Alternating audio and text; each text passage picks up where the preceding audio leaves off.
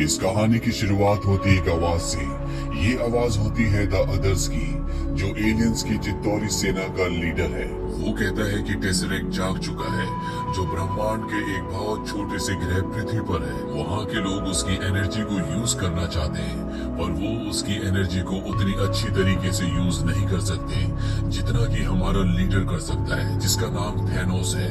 Thanos वो है जो पूरे ब्रह्मांड पर अपना कब्जा करना चाहता है। चित्तौरी सेना का लीडर अदर लोकी को एक खास हथियार देता है जो थैनोस ने उसके लिए भिजवाया है। वो कहता है कि एक बार टेसरेक्ट पाने के बाद मेरी चित्तौरी सेना तुम्हारा साथ देने के लिए पृथ्वी पर आएगी और इंसानों को हमेशा के लिए खत्म कर देगी। लोकी को पता है कि टेसरेक्ट कहाँ पर है, जैसा कि हमें थॉर मूवी के अंत में दिखाया था कि निक फ्यूरी टेसरेक्ट लेकर डॉक्टर एरिक के पास जाते हैं और उस वक्त वहाँ पर लोकी भी था जो कि इनविजिबल था। अब सवाल ये उठता है कि निक फ्यूरी के पास टेसरेक्ट कहाँ से आया। जैसा कि हमने कैप्टन मार्वल मूवी के अंत में देखा था कि सन 1995 में एलियन बिल्ली टेसरेक्ट को निगल जाती है, लेकिन बाद में वो उसी टेसरेक्ट को निक फ्यूरी के डेस्क के ऊपर उगल देती है। इसीलिए टेसरेक्ट निक फ्यूरी के पास होता है। अब दिखाया जाता है कि निक फ्यूरी अपनी लैब में जाते हैं जहाँ पर टेसरेक्ट है। वहाँ पर डॉक्टर एरिक निक फ्यूरी को बताते हैं कि टेसरेक्ट अपने आप ही एक्टिव हो चुका है। हम कई बार उसे बंद भी कर चुके हैं, लेकिन वो अपने आप ही ऑन हो जाता है। हम उसे चाहकर भी कंट्रोल नहीं कर पा रहे हैं। और इसके बाद टेसरेक्ट एक बार फिर से एक्टिवेट हो जाता है, जिससे एक वॉर्म होल खुलता है और उस वॉर्म होल से लोकी हमारी दुनिया में आ जाता है। यहाँ पर आने के बाद वो हॉकाई को उस हथियार से जो थैनोस ने उसे दिया है अपने वश में कर लेता है। साथ ही डॉक्टर एरिक को भी निक फ्यूरी यहाँ से टेसरेक्ट लेकर जाना चाहता है, लेकिन लोकी उसे ऐसा करने से मना करता है। वो कहता है कि इसकी मुझे जरूरत है, मैं बहुत जल्दी तुम सबको आजाद कर दूंगा। आजादी से यानी कि वो पूरी दुनिया को तबाह करने की बात करता है। इसके बाद वो टेसरेक्ट लेकर यहाँ से निकल जाता है और निक फ्यूरी समझ जाते हैं कि अब कोई बहुत बड़ी विपदा आने वाली है। इसीलिए वो स्टीव रॉजर्स यानी कि कैप्टन अमेरिका के पास जाता है। वो उसे कहता है कि तुम टेसरेक्ट के बारे में बहुत कुछ जानते हो, मैं चाहता हूँ कि तुम हमारा साथ दो। वही निक फ्यूरी ब्लैक विडो को हिंदुस्तान के कलकत्ता शहर में भेजते हैं, जहाँ पर हल्क पूरी दुनिया से छुप कर रह रहा होता है। यहाँ पर वो एक डॉक्टर का काम करता है और हल्क को भी इस मिशन के लिए बुलाया जाता है। और अब हल्क, कैप्टन अमेरिका और ब्लैक विडो एक पानी के शिप में मिलते हैं, लेकिन अगले पल पूरा का पूरा शिप हवा में उड़ जाता है। ये एक एडवांस टेक्नोलॉजी होती है जिससे वो इस शिप को पूरी तरह से दुनिया की नजरों से गायब कर देते हैं। वहीं दूसरी तरफ डॉक्टर एरिक और होकाई को दिखाया जाता है जो अब लोकी के लिए काम करते हैं। ये दोनों लोकी के वश में है। डॉक्टर एरिक होकाई को बताते हैं कि उन्हें इरिडियम की जरूरत है। ये एक ऐसा पदार्थ है जो उल्कापिंड से निकलता है और धरती पर बहुत कम पाया जाता है। अब यहाँ पर लोकी भी आ जाता है। डॉक्टर एरिक उसे बताते हैं कि उन्हें इरिडियम की जरूरत है। दरअसल ये लोकी के लिए एक ऐसी मशीन बना रहे हैं जो अंतरिक्ष में एक वॉर्म होल को खोलेगी। ये एक ऐसा दरवाजा होगा जहाँ से अदर की चित्तौरी सेना हमारी दुनिया में आकर इंसानों का हमेशा के लिए खात्मा कर देगी। होकाई लोकी को बताता है कि अगर तुम्हें इरिडियम चाहिए तो इसके लिए तुम्हें जर्मनी जाना पड़ेगा। इरिडियम तुम्हें वहीं पर मिलेगा। शील्ड को लोकी की लोकेशन मिल जाती है। उन्हें पता चल जाता है कि लोकी इस वक्त जर्मनी में है। निक फ्यूरी कैप्टन अमेरिका को जर्मनी भेजते हैं। वही जर्मनी में दिखाया जाता है जहां पर लोकी एक पार्टी में जाता है और उस आदमी को मार देता है जिस आदमी की आंख की रेटिना से वो सेफ खुलेगा जिसके अंदर इरिडियम है। लोकी उसकी आंख की कॉपी होकाई को भेजता है जिससे सेफ खुल जाता है और अब होकाई को इरिडियम मिल जाता है जिससे ये टेसरेक्ट की पावर को स्टेबलाइज कर सकते हैं। वही लोकी अब यहाँ पर इंसानों को डराना शुरू कर देता है। वो कहता है कि सब मेरे आगे घुटने टेक दो, लेकिन यहाँ पर एक बूढ़ा आदमी होता है जो लोकी के आगे घुटने टेकने से मना कर देता है। वो कहता है कि मैं तुमसे नहीं डरता। लोकी उस पर अपने हथियार से प्रहार करता है, लेकिन तभी वहाँ पर कैप्टन अमेरिका आकर उसे बचा लेता है। इसके बाद कैप्टन अमेरिका और लोकी के बीच में लड़ाई होती है, पर जब यहाँ पर आयरन मैन आ जाता है तो लोकी इन दोनों के सामने टिक नहीं पाता और उसे अपने घुटने टेकने पड़ते हैं। लोकी अब इनकी गिरफ्त में है। जब लोकी को ये दूसरी जगह प्लेन से ले जा रहे होते हैं तभी बिजलियां चमकना शुरू हो जाती है और जैसे ही अपने प्लेन का दरवाजा खोलते हैं तो वहाँ पर थॉर आ जाता है जो कि बिजलियों का देवता है। वो अपने भाई को वहाँ से लेकर निकल जाता है। थॉर लोकी से कहता है कि हमें लगा था कि आप मर चुके हैं, हमें वो टेसरेक्ट चाहिए जो तुम्हारे पास है। तुम्हें पता नहीं कि वो कितना खतरनाक है। वो टेसरेक्ट हमारे हवाले कर दो और हमारे साथ वापस एस्गार्ड यानी कि घर चलो। लोकी कहता है कि मेरे पास टेसरेक्ट नहीं है। थॉर गुस्से से अपना हथौड़ा उठा लेता है, पर इससे पहले कि वो लोकी पर वार करता, आयरन मैन यहाँ पर उसे अपने साथ उड़ाकर दूर ले जाता है। अब ये दोनों एक दूसरे से लड़ी रहे होते हैं कि यहाँ पर कैप्टन अमेरिका आ जाता है और वो इन दोनों को लड़ने के लिए मना करता है। वो थॉर से कहता है कि अपना हथौड़ा नीचे रखो। इस बात से थॉर को गुस्सा आता है क्योंकि वो अपना हथौड़ा जमीन पर नहीं रख सकता और वो कैप्टन अमेरिका के ऊपर हमला करता है। कैप्टन अमेरिका अपनी शील्ड आगे कर देता है जो एक नायाब धातु से बनी हुई है। उससे एक ऐसी तरंग पैदा होती है कि थॉर खुद दूर जाकर गिर जाता है। इसके बाद दिखाया जाता है कि लोकी अब शील्ड की गिरफ्त में है। थॉर भी इनके साथ है क्योंकि वो समझ चुका है कि इन सब का एक ही मकसद है और वो है टेसरेक्ट को वापस पाना। थॉर इन्हें चित्तौरी सेना के बारे में बताता है कि जल्दी वो धरती पर आकर इंसानों से युद्ध करना चाहते हैं और उनकी अगुवाई लोकी करेगा।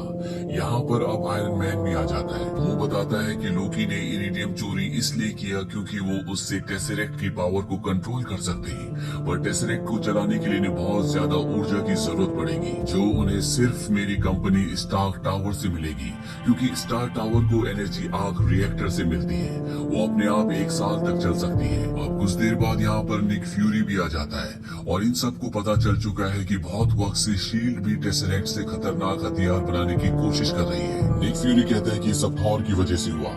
1 साल पहले जब वो हमारी दुनिया में आया तब हमें पता चला कि हमारी दुनिया से भी बाहर लोग रहते हैं और वो कभी भी हमारी दुनिया में आ सकते हैं और एक यही कारण था कि हम खतरनाक हथियार बना रहे थे। वहीं बाहर दिखाया जाता है जहां पर हॉकाई आ चुका है जो कि पूरी तरह से लोकी के कब्जे में है। वो इनके फ्लाइंग हेली कैरियर पर विस्फोट करता है जिससे एक इंजन खराब हो जाता है और अब ब्रूस बैनर को गुस्सा आना शुरू हो जाता है और जब ब्रूस बैनर को गुस्सा आता है तो वो हल्क में कन्वर्ट हो जाता है और चारों तरफ तबाही मचाना शुरू कर देता है। दरअसल लोकी भी यही चाहता था कि ब्रूस बैनर हल्क बन जाए ताकि वो पूरे एयरक्राफ्ट को तबाह कर दे और जब एक फाइटर जेट हल्क के ऊपर गोलियां चलाता है तो वो उसे कूद कर पकड़ लेता है। वो उस फाइटर जेट को क्रैश कर देता है पर साथ ही वो भी जमीन की तरफ गिरना शुरू हो जाता है। वहीं दूसरी तरफ दिखाया जाता है कि लोकी अब कैद से आजाद हो चुका है और उसके सामने थॉर होता है। थॉर उसे वापस सेल के अंदर डालने की कोशिश करता है पर लोकी अपनी मायावी शक्ति से गायब हो जाता है जिस वजह से गलती से थॉर सेल के अंदर चला जाता है। लोकी सेल का दरवाजा बंद कर देता है और उसे एयरक्राफ्ट से नीचे गिरा देता है। वो सेल तेजी से जमीन की तरफ गिरना शुरू हो जाता है पर इससे पहले कि वो जमीन से टकराता थॉर उससे बाहर निकल जाता है। वहीं एयरक्राफ्ट में दिखाया जाता है कि होकाई अपने तीर से इस एयरक्राफ्ट के दूसरे इंजन को भी बंद कर देता है। इसके बाद वहाँ पर ब्लैक विडो आ जाती है और वो होकाई से लड़ती है। लड़ाई के दौरान होकाई के सिर पर बहुत तेज चोट लगती है जिससे वो वापस अपनी सेंसेस में आ जाता है यानी कि लोकी के वश से अब वो आजाद हो चुका है। वही कैप्टन अमेरिका और आयरन मैन को दिखाया जाता है जो एयरक्राफ्ट के इंजन को ठीक करने की कोशिश कर रहे होते हैं लेकिन अब दोनों इंजन बंद हो चुके हैं इसीलिए बहुत तेजी से जमीन की तरफ गिर रहा होता है और आयरन मैन खुद इंजन के पैनल को घुमाना शुरू कर देता है जिससे इंजन एक बार फिर से स्टार्ट हो जाता है। वही लोकी को दिखाया जाता है जिसके सामने फिल कॉल्सन है जो कि शील्ड का एक बहुत ही इम्पोर्टेंट एजेंट है। वो फिल कॉल्सन को मारकर और उस हथियार को लेकर जो उसके लिए थैनोस ने भिजवाया था इस जगह से निकल जाता है। फिल कॉल्सन की मौत से सब बहुत दुखी होते हैं और उसकी मौत से सभी सुपर हीरोज इकट्ठा हो जाते हैं। निक फ्यूरी का यही प्लान था। वो सुपर हीरोज की एक टीम बनाना चाहता था जिसका नाम उसने रखा था द एवेंजर्स। टोनी स्टार्क को पता चल जाता है कि लोकी अब स्टार्क कंपनी जाएगा क्योंकि जो ऊर्जा की जरूरत उसे है वो सिर्फ उसे वहीं पर मिल सकती है। और जब टोनी स्टार्क यानी कि आयरन मैन उस जगह जाता है तो वो देखता है कि वहाँ पर डॉक्टर एरिक है और वो उस मशीन को स्टार्ट कर चुके हैं जिसके अंदर टेसरेक्ट है।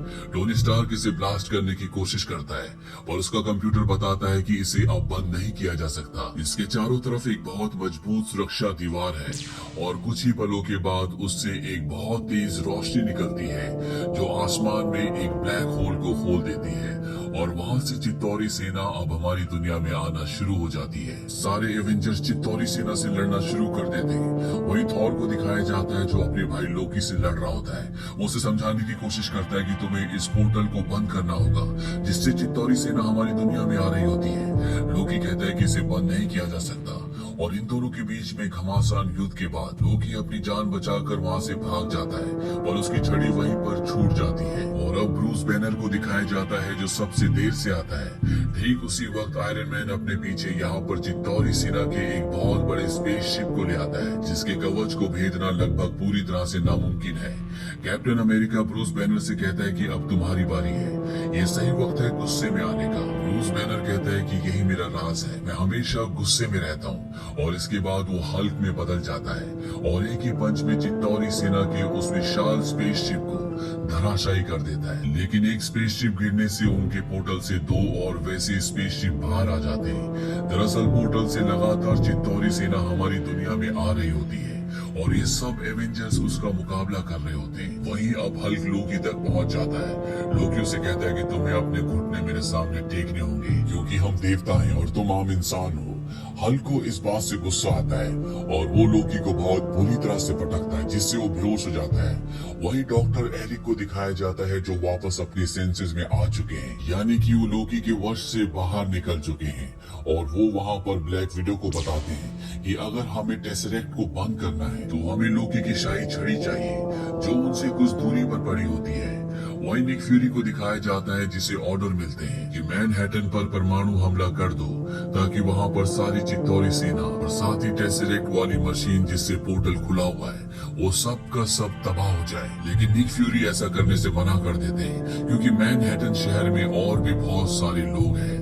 लेकिन निक फ्यूरी की बात नहीं सुनी जाती क्योंकि हाई कमांड पूरी दुनिया को खतरे में नहीं डालना चाहती, इसीलिए वहाँ से एक फाइटर जेट उड़ जाता है। निक फ्यूरी आयरन मैन को बताता है कि जिस जगह पर तुम हो यानी कि मैनहट्टन पर बहुत जल्दी परमाणु हमला होने वाला है। यहाँ से एक जेट उड़ चुका है। आयरन मैन के सूट की पावर लगभग पूरी तरह से खत्म हो चुकी है लेकिन फिर भी वो उस तरफ उड़ जाता है जिस तरफ से मिसाइल को छोड़े जाने वाला है और तभी मिसाइल छोड़ दी जाती है। वहीं ब्लैक विडो के पास अब लोकी की शाही छड़ी है।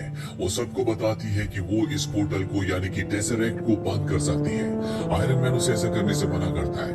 वो कहता है कि एक मिसाइल छोड़ी जा चुकी है, 1 मिनट में वो मैनहट्टन तक पहुंच जाएगी, लेकिन मैं जानता हूँ कि उसे कहाँ भेजना है। वो मिसाइल को पकड़ लेता है और उसका रुख सीधा उस तरफ कर देता है जिस तरफ से चित्तौरी सेना हमारी दुनिया में आ रही होती है, यानी कि वॉर्म होल की तरफ। वो मिसाइल लेकर वॉर्म होल में एंटर कर जाता है और तभी उसके सूट की पावर खत्म हो जाती है। वो नीचे गिरना शुरू हो जाता है और मिसाइल चित्तौरी सेना की मदरशिप से टकरा जाती है जिससे एक बहुत बड़ा विस्फोट होता है और धरती पर जितने भी चित्तौरी सेना के सैनिक होते हैं वो सब के सब अपने आप ही गिरना शुरू हो जाते हैं। नताशा लोकी की शाही छड़ी से टेसरेक्ट को बंद कर देती है जिससे वॉर्म होल बंद होना शुरू हो जाता है। लेकिन इससे पहले कि वो पूरा बंद होता वहां से आयरन मैन बाहर आ जाता है, लेकिन अब वो उड़ नहीं सकता, इसीलिए वो लगातार जमीन की तरफ गिर रहा होता है। लेकिन इससे पहले कि वो जमीन से टकराता हल्क उसे पकड़ लेता है जिस वजह से उसकी जान बच जाती है। इसके बाद हमें दिखाया जाता है कि थॉर ने लोकी को बंदी बना लिया है और वो अपने साथ उसे और टेसरेक्ट को लेकर अपनी दुनिया एस्गार्ड में जा रहा है। ये दोनों टेसरेक्ट की पावर से वापस अपनी दुनिया में लौट जाते हैं। वहीं सभी एवेंजर्स भी अपनी अपनी जिंदगियों में वापस लौट चुके हैं। इसके बाद हमें पोस्ट क्रेडिट सीन में दिखाया जाता है कि चित्तौरी सेना का लीडर अदर वो थैनोस के पास जाता है और उसे कहता है कि हम इंसानों से जंग हार गए। जैसा कि लोकी ने कहा था कि इंसान कमजोर और डरपोक है, ऐसा कुछ भी नहीं है। वो बहादुरी से सामना करते हैं। इंसानों को चुनौती देने का मतलब है मौत को गले लगाना। और तभी हमें थैनोस की एक झलक दिखाई जाती है जिसके चेहरे पर एक हंसी होती है। ये फिल्म ईयर 2012 में रिलीज हुई थी। IMDb पर इसकी रेटिंग है 8। इस मूवी का बजट था $220 मिलियन और बॉक्स ऑफिस पर इसने कमाई की थी $1.519 बिलियन की। उम्मीद करते हैं कि ये कहानी आपको पसंद आई होगी।